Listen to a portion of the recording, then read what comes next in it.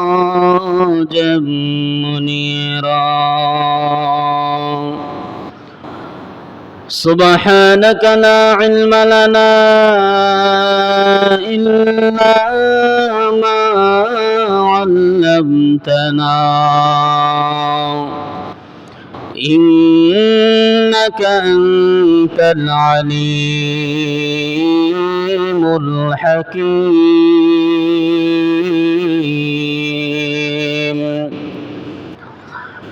وقال الله تعالى قل إن كنتم تحبون الله فاتبعوني يحببكم الله ويغفر لكم ذنوبكم والله غفور رحيم.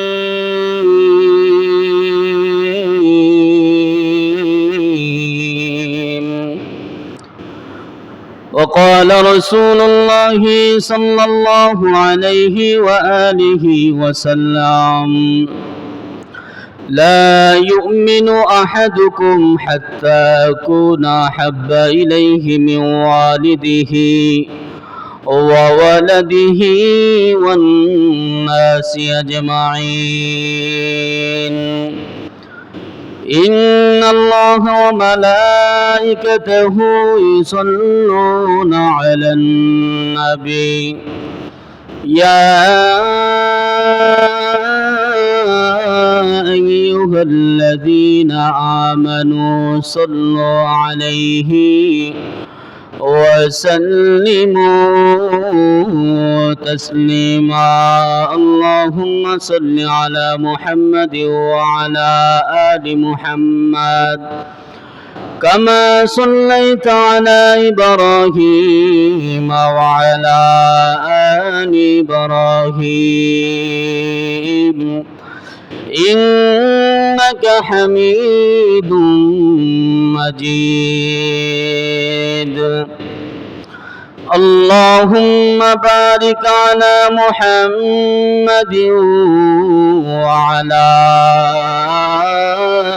آل محمد كما باركت على إبراهيم وعلى آل إبراهيم إنك حميد مجيد.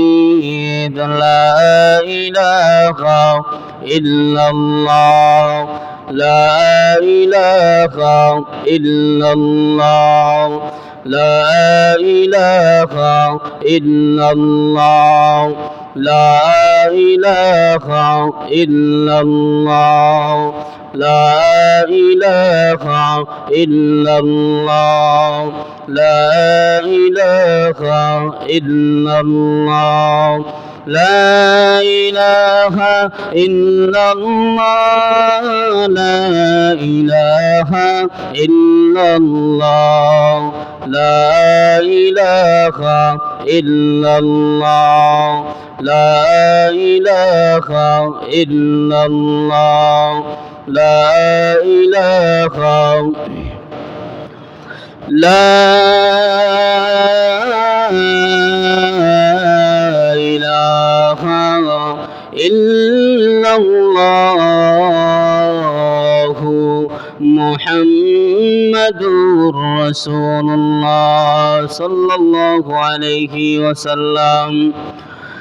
আল্লাহ পাক রব্বুল আলামিনের দরবারে লাখো কোটি শুকর ও সুজুদ যে মহান রব্বুল আলামিন আমাকে আপনাদের সকলকে দুনিয়ার সমস্ত ফিতনা বাসাত থেকে দুনিয়ার সমস্ত কাজ কর্ম থেকে ব্যস্ততা থেকে আল্লাহ রব্বুল আলামিন উদ্ধার করে ফারেক করে মায়া করে মহব্বত করে ভালোবেসে আল্লাহ রব্বুল আলামিনের হুকুম জুমার নামাজ আদায় করার জন্য আল্লাহর ঘর মসজিদে আসার বসার তৌফিক দান করেছেন। কিছু কথা বলা কিছু কথা শোনার তৌফিক আল্লাহ তাআলা আমাদের সকলকে দান করেছেন। এই জন্য আমরা সকলে সেই মালিকের দরবারে শুকরাতান শুকরিয়া আদায় করে আলহামদুলিল্লাহ। রবিউল আউয়াল মাস চলতেছে। রবিউল আউয়াল মাসের আজকের তৃতীয় জুমা। এই রবিউল আউয়াল মাসে নবীজি দুনিয়াতে আগমন করেন, আবার এই রবিউল আউয়াল মাসে নবীজি দুনিয়া থেকে বিদায় হয়ে যায়। নবীজি কেন আগমন করলেন, আবার কি জন্য বিদায় হয়ে গেলেন, নবীজি আমাদের জন্য কি নিয়ে আসছেন, আবার নবীজি কি দিয়ে আমাদেরকে গেলেন। আল্লাহ রাব্বুল আলামিন বলেন, লাকাদ কানা লাকুম ফি রাসূলিল্লাহি উসওয়াতুন হাসানা। আল্লাহ রাব্বুল আলামিন বলেন, নবীজি দুনিয়াতে আগমন করেছেন উত্তম আদর্শ নিয়ে। অন্য জায়গায় বলেন, ওয়ামা আরসালনাকা ইল্লা রাহমাতাল লিল আলামিন, নবীজি দুনিয়াতে আসেন আল্লাহ রাব্বুল আলামিন পাঠাইছেন রহমত বানাইয়া। সুবহানাল্লাহ। আবার নবীজি বিদায়কালে আমাদেরকে কি দিয়া গেলেন, রহমাতুল লিল আলামিন বলেন,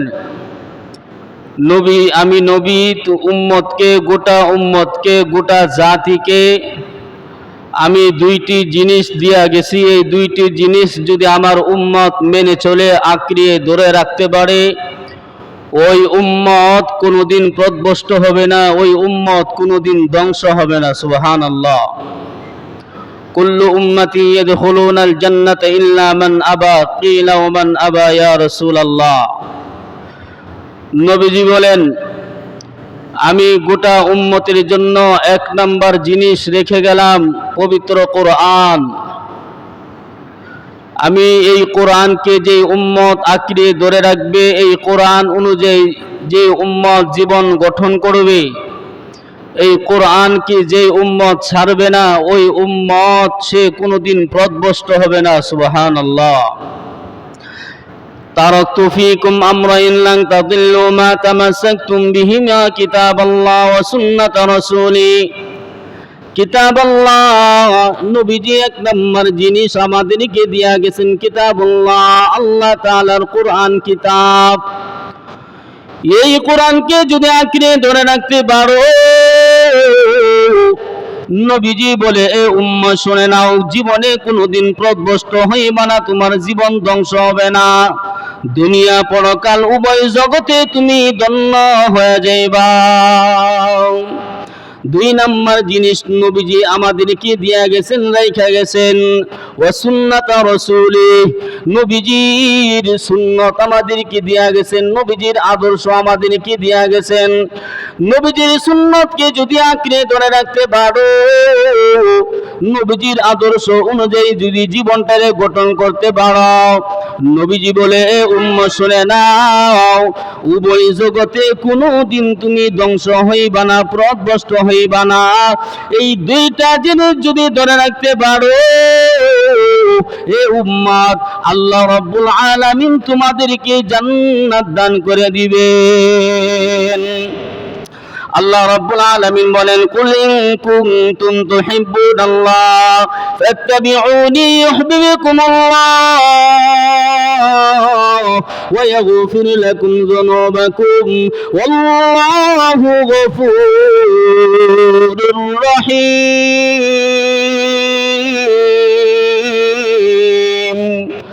আল্লাহ রাব্বুল আলামিন বলে, হে আমার বান্দা বান্দীগণ, আমি আল্লাহকে যদি পাইতে চাও, আমি আল্লাহকে যদি মহব্বত করতে চাও, আমি আল্লাহকে যদি ভালোবাসতে চাও, এ উম্মাহ শুনে নাও, আমি আল্লাহকে মহব্বত করার আগে, আমি আল্লাহকে ভালোবাসার আগে, এ উম্মত, আমার বন্ধু মুহাম্মদকে তোমরা ভালোবাসো, আমার বন্ধুকে তোমরা অনুসরণ করো, আমার বন্ধুর আদর্শ তোমরা গঠন করো, আমার বন্ধু সুন্নাত অনুযায়ী তোমার জীবন গঠন করা যদি করতে পারো, তাহলে আমার বন্ধুকে মহব্বত করা হবে। আর আমার বন্ধুকে মহব্বত করা হলে আমি আল্লাহকে মহব্বত করা হবে। আর আমি আল্লাহকে যদি মহব্বত করতে পারো, এ উম্মত, আমি আল্লাহ খুশি হইয়া আমি আল্লাহ তোমাদেরকে জান্নাতুল ফেরদাউস দান করে দিব। এখন নবীরে কেমনে মহব্বত করবেন? মায়ার নবী রাহমাতুল লিল আলামিন বলেন, লা ইউমিনু আহাদুকুম হাত্তা আকুনা হাব্বা ইলাইহি মিন ওয়ালিদিহি ওয়া ওয়ালাদিহি ওয়ান নাসি আজমাইন। মায়ার নবী বলে, এ উম্মত শুনে নাও, ততক্ষণ পর্যন্ত পরিপূর্ণ মুমিন হতে পারবা না, খাঁটি মুসলমান হতে পারবা না, যতক্ষণ পর্যন্ত তোমার জীবন থেকে, তোমার ছেলে মেয়ে থেকে, তোমার মা বাবা থেকে, তোমার সন্তান আদি থেকে, এমনকি দুনিয়ার জমিনে যা কিছু আছে সব থেকে বেশি মহব্বত ভালোবাসা নবীর প্রতি যদি বেশি না হয়, এই উম্মত শুনে নাও, ততক্ষণ পর্যন্ত খাঁটি মুসলমান, জান্নাতি মুসলমান হতে পারবা না। তাহলে বোঝা গেল নিজের জীবন থেকে বেশি, নিজের পিতা মাতা থেকে বেশি, নিজের স্ত্রী থেকে বেশি, নিজের ছেলে মেয়ে থেকে বেশি, সব থেকে বেশি নবীকে মহব্বত করা লাগবে। এখন কেমনে করবেন? সাহাবায়ে কেরামরা নবীর কি পরিমাণ মহব্বত করেছে, কি পরিমাণ ভালোবাসে, সাহাবায়ে কেরামরা ভালোবাসা দেখা গেছে। সাহাবায়ে কেরামরা নিজের জীবন থেকে বেশি নবীজিরে মহব্বত করেছে। নবীজির ভালোবাসা পাওয়ার জন্য, নবীকে পাওয়ার জন্য সাহাবায়ে কেরামরা নিজের জীবনটা পর্যন্ত বিলায়া দিছে, শহীদ হয়ে গেছে, তারপরে নবীজিরে কম মহব্বত করে নাই। সুবহানাল্লাহ, এত পরিমাণে মহব্বত করেছে। যেমন নবীজির সাহাবায়ে কেরামদের ভিতরে একজন সাহাবীর নাম ছিল হযরত সাদ সালামী রাদিয়াল্লাহু তাআলা আনহু। এই সাদ রাদিয়াল্লাহু তাআলা আনহু নবীরই এত মহব্বত করতেন। সাদ একদম কালো সাহাবী ছিল, একদম কালো ছিল, কুচরি ছিল, দেখতে সৌন্দর্য ছিল না। ওই সাদের ঠোঁটগুলো মোটা ছিল, ওই সাদের মুখের মধ্যে বরণ ছিল, বড় বড় বরণ ছিল, দেখতে বিশ্রী দেখা গিয়েছিল। এ মুসলমান, ওই সাদ রাদিয়াল্লাহু তাআলা আনহু নবীর কি পরিমাণ মহব্বত করেছে। সাদ রাদিয়াল্লাহু তাআলা আনহু একদিন মসজিদে নববীর ভিতরে বসিয়া সাদ মাথাটা নিচের দিকে দিয়া সাদ রাদিয়াল্লাহু তাআলা আনহু চোখের পানিগুলো সাইরা সাদ কাঁদতেছে। নবীজি ডাক দিয়া বলে, সাদ তুমি কেন কাঁদো, কি হইছে বলো। ওই সাদ ডাক দিয়া কয়, মায়ের নবী গো, আমার জীবনে কোনদিন আপনার কোন সুন্নাত আমি সাদ ছাড়ি নাই, আমি সাদ কোনদিন আপনার আদর্শ ছাড়ি নাই। হে নবী, আপনার প্রত্যেকটা সুন্নাত আমি সাদ মেনে চলি। হে নবী, তবে একটা সুন্নাত আমি এখনো পালন করতে পারি নাই গো নবী, একটা সুন্নাত এখনো আমি মানতে পারলাম না, আদায় করতে পারলাম না। নবীজি ডাক দিয়া কই, সাদ কি সেই সুন্নাত বলো। সাদ রাদিয়াল্লাহু তাআলা আনহু কেঁদে নবীর ডাক দিয়া কই, ও মায়ের নবী গো, আমার সেই সুন্নত হইল, আপনার সুন্নত হইল, আমি এখন পর্যন্ত বিবাহ করতে পারি নাই। এ নবী, কেন বিবাহ করতে পারি নাই গো নবী জানেননি? আমার দুনিয়াতে মা নাই, আমি সাদের বাবা নাই, আমি সাদের ঘর নাই, বাড়ি নাই, টাকা নাই, পয়সা নাই, আমি গরিব, আমার কোনো অর্থ সম্পদ, টাকা পয়সা, জমি জমা কিছু নাই গো নবী, আমি কেমনে বিবাহ করব? এই বিবাহের সুন্নতটা আমি এখনো পালন করতে পারলাম না। নবীজি ডাক দিয়া কয়, এ সাদ তুমি কি বিবাহ করবা? সাদ রাদিয়াল্লাহু তাআলা ডাক দিয়া বলে, ও নবী, আমি কেমনে বিবাহ করব, আমার তো কিছুই নাই। এবার নবীজি একটা চিঠি লেখা সাহাবায়ে কেরামদেরকে ডাক দিয়া বলে, সাহাবায়ে কেরাম যাও গিয়া দেখো এই মদিনার মধ্যে সব থেকে সুন্দরী মহিলা কে আছে, সব থেকে রূপবতী মহিলা কে আছে। এবার এক সাহাবী ডাক দেয়া কয়, মদিনার শহরে আপনার উমুক একজন সাহাবী, অনেক টাকাওয়ালা পয়সাওয়ালা, বাড়ি গাড়ির মালিক, ওনার একটা মেয়ে আছে অনেক সুন্দরী অনেক রূপবতী। ও নবী, আপনি যদি অনুমতি দেন আমরা যাইতে পারি। আমার নবী একটা সিটি লেখা সাহাবাই ওই ছাত্রে দিয়া বলে, সাথ যাও ওই মদিনার মধ্যে গিয়া দেখো অমুক আমার এক সাহাবী বড় লোক, ওনার একটা সুন্দরী মেয়ে আছে। এবার সাত নবীজির সিটি নিয়া মদিনার দিকে রওনা। ওই সাত এক কদম সামনে যায়, আবার বারবার পিছনে সরে আসে, আবার সামনে যায়, আবার এক কদম পিছনে সরে আসে। কারণ সাতরে যদি, কারণ মদিনার মধ্যে সব থেকে সুন্দরী নারী, সব থেকে সুন্দরী মেয়ে ও মুসলমান, ওই সাত তো কালো বিশ্রী, দেখতে সুন্দর না, যদি প্রস্তাবটা ফিরা দেয় এই জন্য সাত যাইতে চায় না। তারপরেও সাত নবীজি যখন সিটি দিছি গিয়াই দেখি কি হয়। এবার সাত রাদিয়াল্লাহু তাআলা আনহু ওই সিটি নিয়া ওই সাহাবীর দরজার সামনে দাঁড়ায়া সাত ডাক দিয়া বলে, ঘরে কে আছেন? আবার ওই সাহাবী ঘর থেকে বের হইল, বের হয়ে দেখে কালো বিশ্রী দেখা যায়, সৌন্দর্য দেখা যায় না, একদম বিশ্রী দেখা যায়। ওই সাহাবী ডাক দিয়া কয়, কি জন্য আসছো, কেন আসছো? এবার ওই সাত হাতে সিটিটা ওই সাহাবীরে দিয়া দিলেন। সিটির মধ্যে লেখা, লেখে নবীজি লেখা দিছে যে তোমার মেয়েকে এই কালো ছেলের সঙ্গে বিবাহ দেওয়া হবে, আমি প্রস্তাব দিলাম। সুবহানাল্লাহ বলেন। প্রস্তাব কে দিছেন? কথা কে দিছে? নবীজি লেখা সিটি দিছেন, নবীজি প্রস্তাব পাঠাইছে। এবার ওই বড় সাহাবী ওই সিটি হাতে নিয়া একবার সিটির দিকে তাকায় আর একবার সাদের চেহারার দিকে তাকায় দেখে, কারণ ওই সাহাবীর সুন্দরী একটা মেয়ে, মদিনার মধ্যে সব থেকে সুন্দরী মেয়ে, তাহলে বড় লোক জায়গায় বিয়া দিবে, ভালো ছেলের কাছে, স্মার্ট ছেলের কাছে বিবাহ দিবে, বড় লোক ছেলের কাছে বিবাহ দিবে, এই কালো বিশ্রী ছেলের কাছে বিয়া দিবে, এটা কোনো সময় কোনো বাবা মানতে পারে না।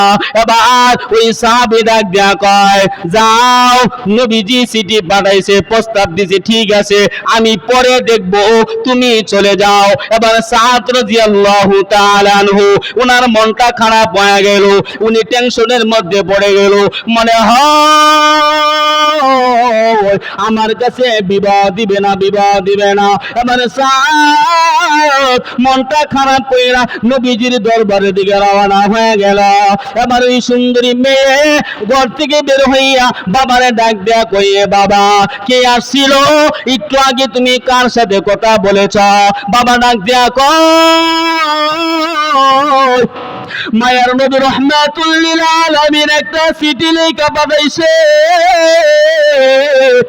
তোমাকে কালো একটা ছেলের সঙ্গে বিবাহ দেওয়ার জন্য। এবার মেয়েটা বলে, বাবা তুমি কি বলেছো? এবার বাবা ডাক দিয়া কয় যে আমি পরে দেখবো। এবার ওই মেয়েটা ডাক দিয়া কয়, এই প্রস্তাবটা কে পাঠাইছে, কে দিয়েছে, কোন নবী পাঠাইছে? নবী চিঠি লেখা পাঠাইছে। মেয়ে আবার ডাক দিয়া কয়, বাবা নবীজির প্রস্তাব তুমি ফিরাইয়া দিছ,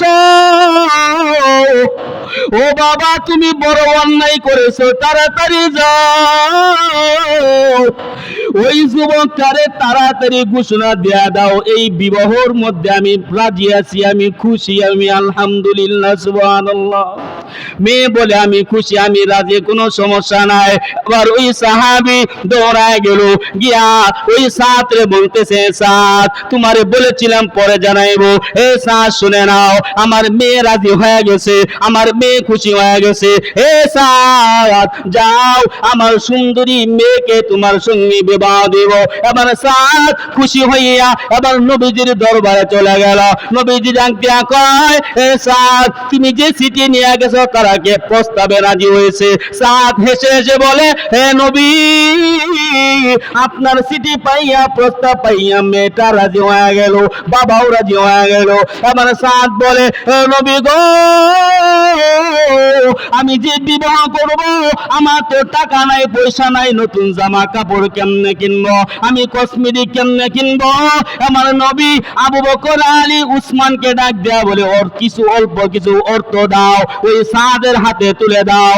সাদ মদিনার বাজারে গিয়া বিবাহর বাজার কইরা আমার সাদ আগামীকাল বিবাহ করবে, আমার সাদ আগামীকাল নতুন সংসার শুরু করবে। এবার সাদ কিছু টাকা নিয়ে এবার মদিনার বাজারে চলে গেল বিয়ে শাদীর মার্কেট করার জন্য।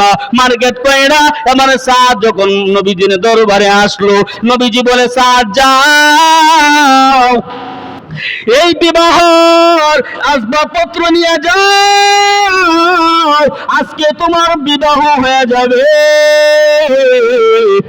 আবার সাদ রাদিয়াল্লাহু তাআলা আনহু বিবাহর আসবাবপত্র নিয়ে যখন রওনা হয়ে গেল, সাদ ওই শ্বশুর বাড়ির কাছাকাছি যখন চলে গেছে,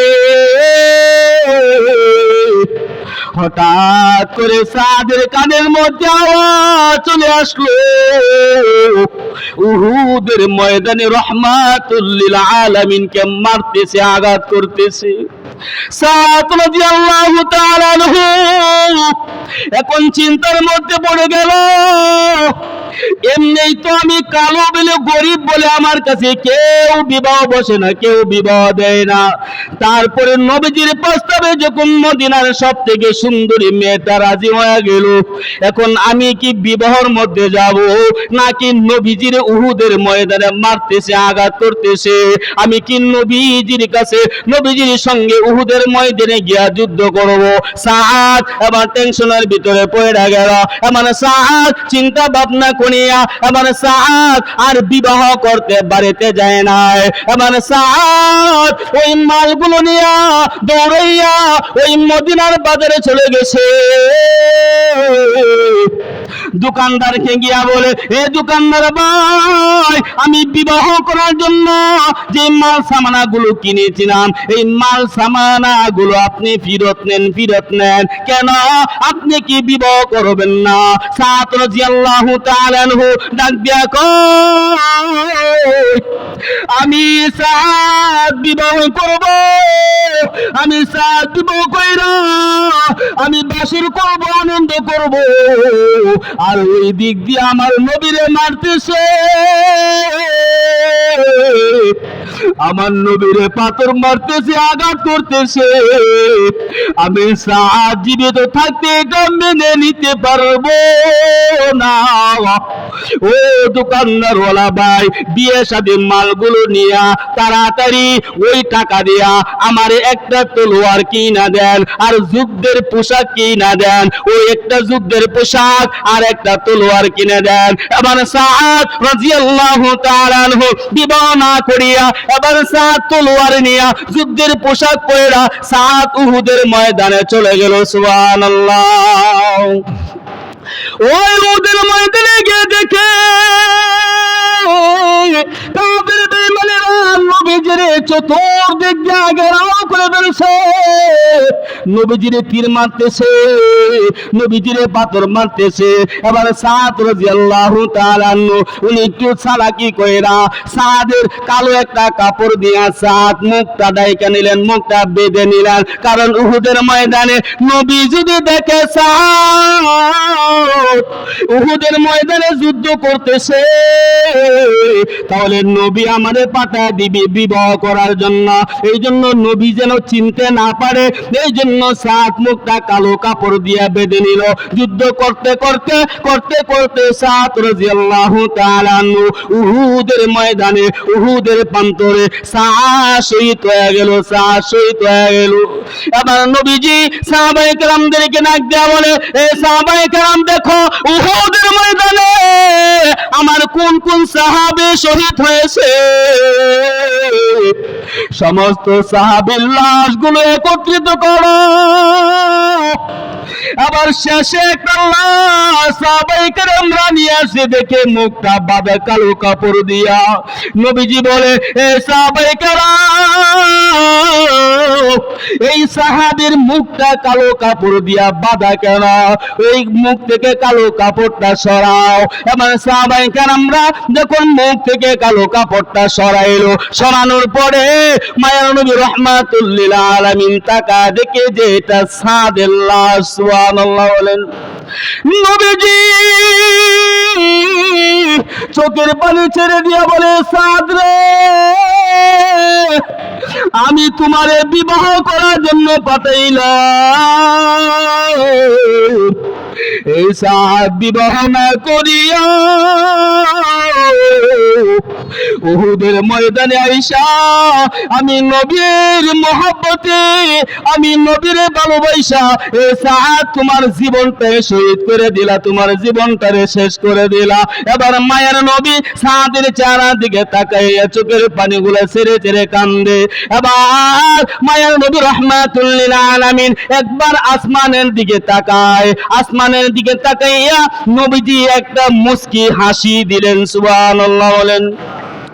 আসমান থেকে তাকানোর পর মাথাটা নিচু কইরা আবার ডান দিকে একটু তাকাইলেন, ডান দিকে তাকাইয়া নবীজি আরেকটা মুস্কি হাসি দিলেন। সাহাবায়ে কেরামরা জিজ্ঞাসা করলো, নবী আপনি কেন আসলেন?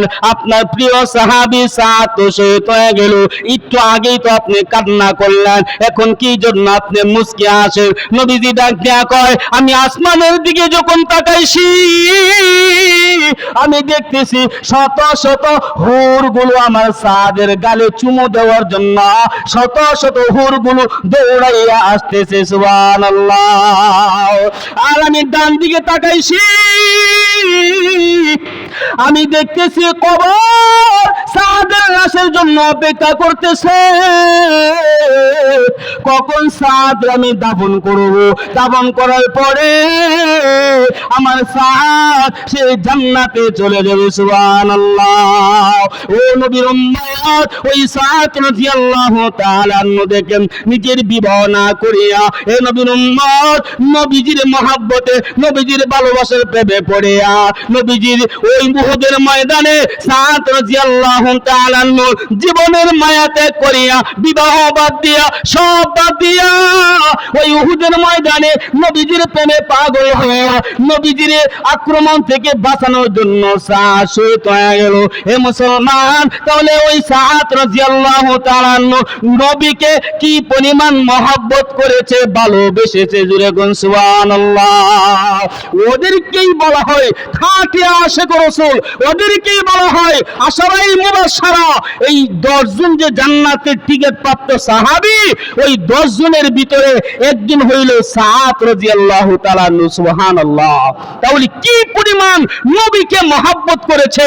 আর আমরা হইলে আরে কেন নবীরে মারতেছে, মারুক না, আজকে আমার বিবাহ, নতুন বিবাহ শাদী, আমি বিবাহ করব। এ মুসলমান ওইটার জন্য পাগল হয়ে যাইত, কিন্তু নবীজির মহব্বতে, ভালোবাসায় তারা পাগল হইতো না। জোরে কোন ঠিক কিনা? দেখেন না কত মানুষ জুমার দিন নামাজ চলতেছে, অনেক আল্লাহর বান্দা জুমার নামাজ বাদ দিয়া দেখবেন বিবাহ শাদীর মধ্যে চইলা যায় আগে। জোরে কোন ঠিক কিনা? ওইটি লেট হয়ে গেলে পরে খাওয়ান হইতাম না, জুমার নামাজ পড়লে পরে সিরিয়াল দেরি হয়ে যাবে, এই জন্য তারা নামাজটারে মহব্বত করে না। নামাজ ছাইরা তারা দুনিয়ার প্রেমে পাগল হইয়া তারা আগে যায় বিবাহ করতে। আর সাদ বিবাহ বাদ দিয়া নবীর মহব্বতে পাগল হইয়া উহুদের ময়দানে গিয়ে শহীদ হইছে। যেরকম সুবহানাল্লাহ। তাহলে কি পরিমাণ সাহাবায়ে কেরামরা নবীকে মহব্বত করেছে, এরকম আরো অসংখ্য অগণিত ইতিহাস ঘটনা আছে। সাহাবায়ে কেরামরা নবীরে যে কি পরিমাণ মহব্বত করেছে। তাবুকের যুদ্ধের সময় মায়ার নবী রাহমাতুল লিল আলামিন হযরত আবু বকর সিদ্দিক রাদিয়াল্লাহু তাআলা আনহুকে বলে, আবু বকর, তাবুকের যুদ্ধের সময় এই মুসলমান দুর্ভিক্ষ দেখা দিল, খাওন নাই, পানি নাই। এবার নবীজি আবু বকরকে ডাক দেয়া বলে, আবু বকর তোমার ঘরে কি আছে সব নিয়ে আসো। এবার আবু বকর সিদ্দিক সব নিয়ে আসলো। জিজ্ঞাসা করে, আবু বকর বাড়িতে তোমার সন্তান আছে, বিবি আছে, ওদের জন্য কি রেখে আসছো? আবু বকর ডাক দেয়া কই, আমার ঘরে আল্লাহ আল্লাহর রাসূলকেই রেখে আসছি। যেরকম সুবহানাল্লাহ। আল্লাহ আল্লাহর রসুলকেই রেখে আসি, উনারা থাকতে আমার ছেলে মেয়ে আমার বিবি না খাইয়া মরবে না, যেরকম সুবহানাল্লাহ। তাহলে কি পরিমাণ নবীর প্রতি মহাব্বত, কি পরিমাণ নবীর প্রতি ভালোবাসা।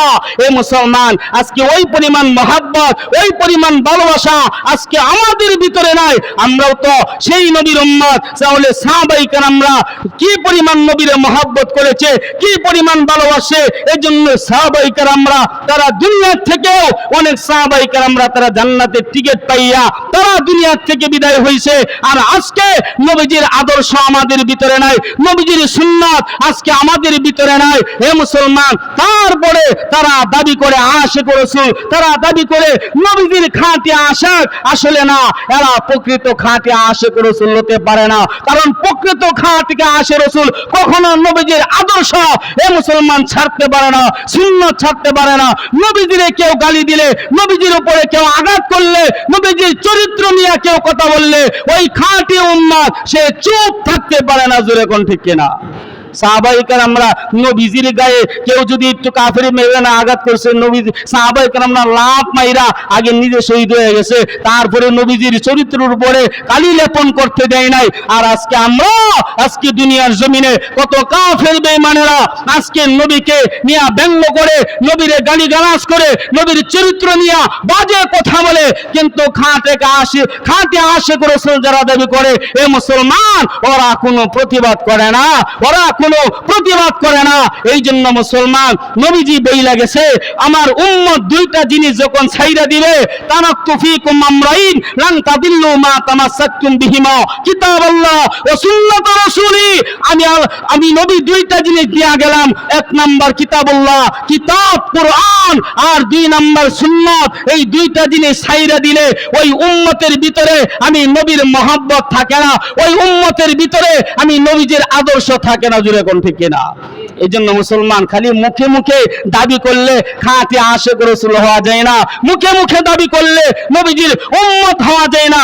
কাজে কর্মে নবীজির উম্মত বাস্তবায়ন করতে হবে, নবীজির আদর্শ নবীজির সুন্নাত অনুযায়ী জীবন গঠন করতে হবে। নবীজির বিরুদ্ধে কেউ কথা বললে সেটার প্রতিবাদ করতে হবে। এই যে মুসলমান, গত শুক্রবার আপনারা অনেকেই দেখেছেন বাংলার জমিনে ওই রাজবাড়িতে এক মাজার পীর ভক্ত নুরা পাগলা, এ মুসলমান এই নুরা পাগলা সে নিজের নবী পর্যন্ত দাবি করছে। নাউজুবিল্লাহ কন্যা, আর জোরে কন্যা নাউজুবিল্লাহ। এই নুরা পাগলা নিজের নবী দাবি করছে, ইমাম মাহদী দাবি করছে, ঈসা নবী দাবি করছে। শুধু তাই না, এই নুরা পাগলা নিজের খোদা পর্যন্ত দাবি করছে। এই নুরা পাগলার ভক্তরা ওই নুরা পাগলারে তারে খোদা মানতো। জোরে কন্যা নাউজুবিল্লাহ, আর জোরে কন্যা নাউজুবিল্লাহ। এই জন্য ওই রাজবাড়ির তাওহীদি জনতা তারা অনেক আন্দোলন করেছে, কারণ সে আমার নবীর সাথে তুলনা করেছে, সে নাকি নবী হয়ে গেছে। এই জন্য মুসলমান শেষ পর্যন্ত দেখলাম গত শুক্রবার ওই তাওহীদি জনতারা তারা কবর থেকে লাশ উঠাইয়া তাওহীদি জনতারা তারা লাশটা আগুনের মধ্যে পোড়াইয়া ছারখার করে দিছে। এখন বলতে পারেন হুজুর কাজটা কি ঠিক হইছে? আসলে মুসলমান শরীয়ত অনুযায়ী, কোরআন হাদিস অনুযায়ী কাজটা অন্যায় হয়েছে। মুসলমানের লাশ পুরার কোনো আইন শরীয়তের ভিতরে নাই, এটা অন্যায় করেছে। কিন্তু তাওহীদি জনতা ওই মানুষগুলো কেন করেছে? তারা যে নিজের খোদা দাবি করলো, নবী দাবি করলো। আর শুধু তাই না, তার যে মাজারটা ছিল ওই মাজারের মধ্যে সে কাবা একে তারপরে ওইখানে লিখে দিয়েছে ইমাম মাহদী ওখানে লিখে দিয়েছে, কাবার অঙ্কন করেছে তার কবরের মধ্যে। এইভাবে অনেক নাফরমানি করেছে, অনেক অন্যায় করেছে। এই মুসলমান কিছু কিছু পাপ আছে, ওই পাপের শাস্তি আল্লাহ দুনিয়াতেই দিয়া দেয়। জুড়ে কোন ঠিক কিনা? আর কিছু শাস্তি আল্লাহ পরকালে দেয়। এই জন্য নবীজির শানে, নবীজির সাথে যারাই বেয়াদবি করবে, অন্যায় করবে, আমরা মুসলমান, আমরা নবীজির উম্মত জীবিত থাকতে সেটা মেনে নেব না। আর আসুন, নবীজির দুইটা জিনিস রেখে গেছে, কিতাবুল্লাহ কোরআন আর নবীজির সুন্নাত। এই দুইটা জিনিস আমরা কেউ ছাড়বো না। এই দুইটা জিনিস অনুযায়ী আমরা জীবন গঠন করব। আল্লাহ রাব্বুল আলামিন আমাদের সকলকে আমল করার তৌফিক দান করুক। আমিন। ওয়া আখিরু দাওয়ানা আলহামদুলিল্লাহি রাব্বিল আলামিন। যারা চার রাকাত সুন্নাত পড়ে না পড়ে নি।